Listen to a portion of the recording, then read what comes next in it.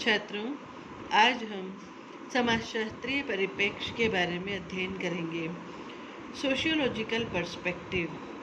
प्रत्येक विषय की अपनी एक विषय वस्तु होती है जिसका अध्ययन करने के लिए उस विषय में विशिष्ट परिप्रेक्ष्य, संदृष्टि, दृष्टिकोण या उपागम होते हैं। इन्हीं विशिष्ट परिप्रेक्ष्यों के आधार पर एक विषय को दूसरे विषय से पृथक किया जाता है। समाजशास्त्र में भी विषय वस्तु का अध्ययन कुछ विशिष्ट परिप्रेक्ष्यों की सहायता से किया जाता है, जिनमें संरचनात्मक, प्रकार्यात्मक, तुलनात्मक, संघर्षात्मक, विनिमयवादी, व्यवहारवादी, अंतःक्रियावादी, प्रघटना विज्ञान तथा लोक विधि विज्ञान प्रमुख हैं।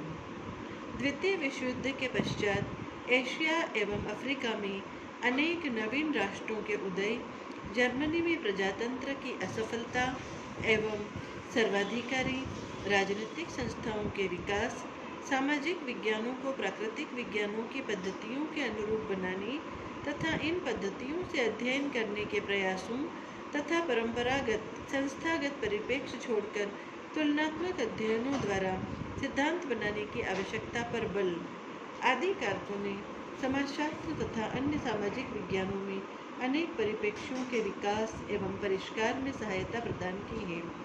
समाजशास्त्र एक विज्ञान होने के नाते अंतिम उद्देश्य अध्ययन के विषय वस्तु को समझकर उसके बारे में नियमों की तरह प्रस्तावनाएं बनाना एवं फिर सिद्धांतों का निर्माण करना है।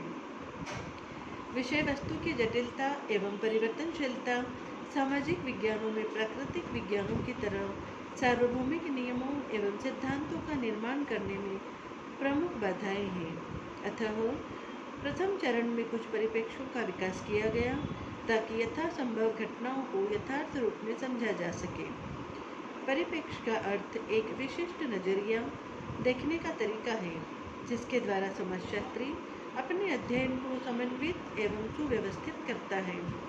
प्रत्येक समाजशास्त्री परिप्रेक्ष्य समस्या के अध्ययन के लिए कुछ सैद्धांतिक कल्पनाओं का सहारा लेता है, जिनसे अगर समस्या या इकाई के संपूर्ण व्यवहार का नहीं तो कम से कम उसकी प्रमुख विशेषताओं एवं प्रकृति का पता लग जाता है।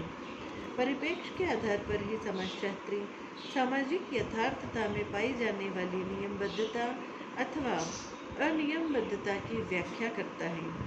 परिप्रेक्ष्य किसी परिस्थिति या वस्तु स्थिति के बारे में प्रकट अथवा अप्रकट मान्यताओं का संघात होता है जो कि वैज्ञानिक अध्ययन का आधार बनता है।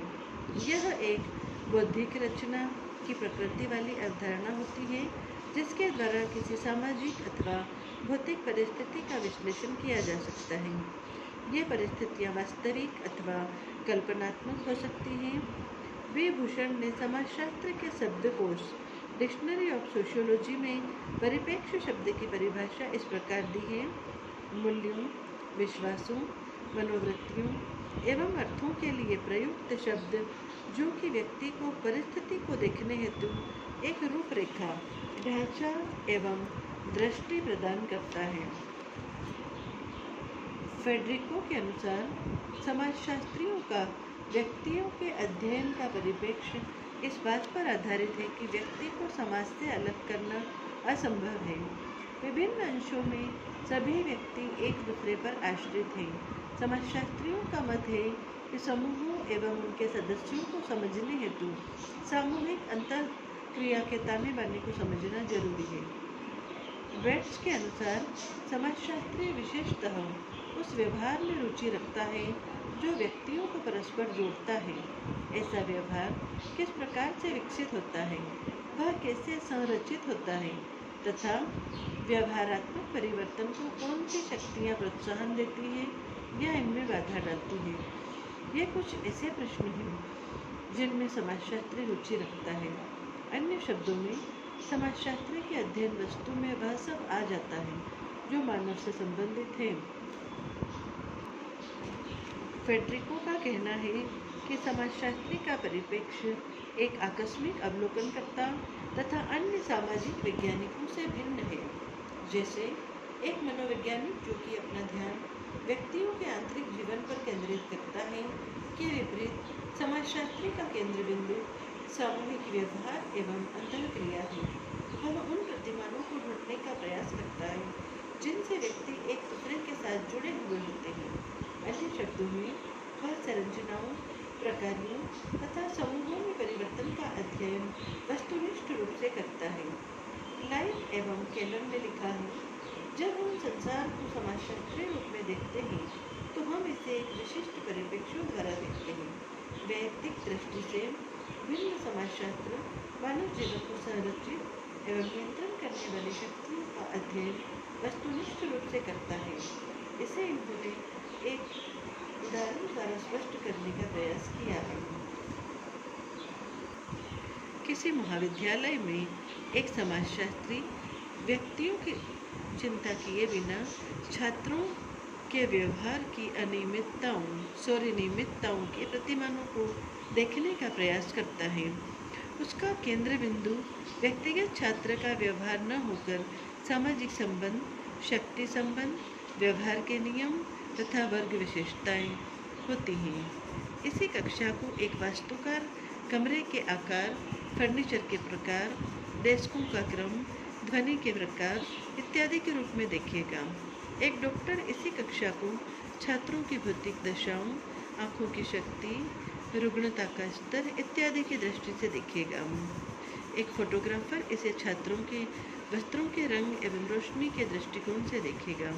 इसके अनुसार समाजशास्त्रीय परिप्रेक्ष्य हमें उन गहराइयों को देखने हेतु प्रेरित करता है जो नियमित एवं प्रतिमानित होती है, न कि जो उस विशेष घटना या परिस्थिति में अनुभव रूप में पाई जाती है।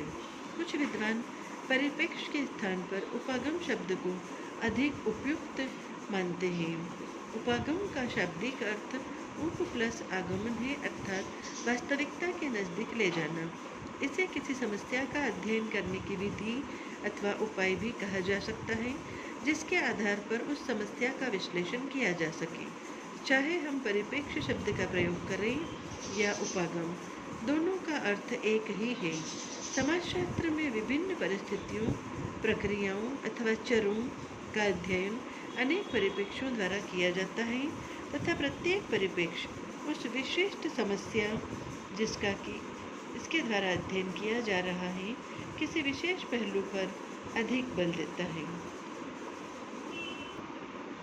डेविस एवं लुइस ने परिप्रेक्ष्य को प्रतिरूप या मॉडल कहना अधिक उचित ठहराया है। समाजशास्त्रीय परिप्रेक्ष्य में निम्नलिखित प्रमुख विशेषताएं पाई जाती हैं। पहला, समन्वयात्मक प्रकृति।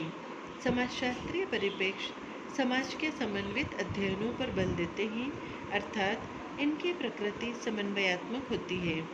ये इस बात पर बल देते हैं कि समाज अथवा किसी अन्य इकाई के विभिन्न भाग परस्पर संबंधित हैं और अगर किसी एक भाग में परिवर्तन होता है तो उसका प्रभाव पूरे समाज या इकाई पर पड़ता है।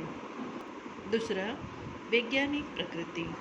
समाजशास्त्रीय परिप्रेक्ष्य वैज्ञानिक अध्ययनों पर बल देते हैं, अर्थात इनकी सहायता से हम सामाजिक यथार्थता को वैज्ञानिक ढंग से समझ सकते हैं। तीसरा, वस्तुनिष्ठता। समाजशास्त्रीय परिप्रेक्ष्य समाजशास्त्री को निष्पक्ष एवं वस्तुनिष्ठ रूप से अध्ययन करने में सहायता देते हैं। किसी भी विषय में वस्तुनिष्ठ अध्ययनों का होना उस विषय के विकास के लिए अनिवार्य है। अतः समाजशास्त्रीय परिप्रेक्ष्य समाजशास्त्र के विकास में सहायता प्रदान कर रहे हैं। चौथा, व्यापकता एवं खुलापन। समाजशास्त्रीय परिप्रेक्ष्यों की एक अन्य विशेषता व्यापकता एवं खुलापन है।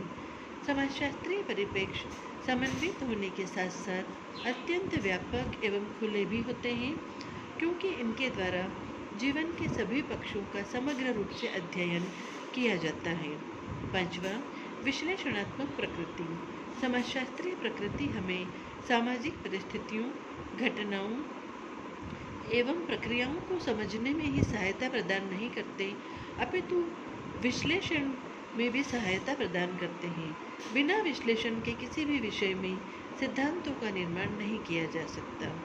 छठा और अंतिम है कार्य कारण संबंधों पर बल। समाजशास्त्रीय परिप्रेक्ष्यों की प्रकृति कारणात्मक होती है, अर्थात इनके द्वारा सामाजिक घटनाओं के कारणों तथा परिणामों का अध्ययन किया जा सकता है।